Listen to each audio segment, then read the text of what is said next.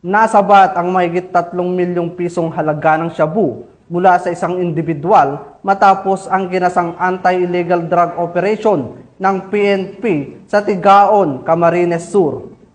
Ang matagumpay na operasyon na ito ay nagpapakita ng pangako ng pambansang pulisya sa paglaban sa iligal na droga at pagtutok sa mga individual na nagtatangkang magdulot ng panganib sa seguridad ng publiko. Patrolwoman Geraldine Duterte sa balita.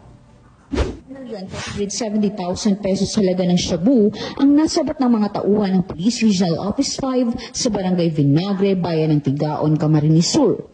Sunny Buersa ang Philippine Drug Enforcement Agency, Camarines Sur Provincial Office, PDEA Naga City Office, Tigaon Municipal Police Station, Provincial Intelligence Unit at 2nd Provincial Mobile Force Company ng Camarines Sur Police Provincial Office sa isinagawang buy-bust operation.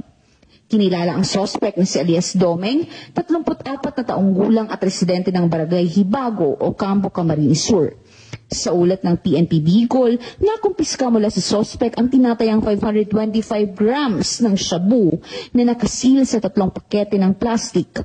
Kasama rin sa mga nakuhang ebidensya ang 2 kalibre 45 na baril na may tatak na Colt. Haharap ang suspect sa kasong paglabag sa Republic Act 9165 o ang Comprehensive Dangerous Drugs Act of 2002.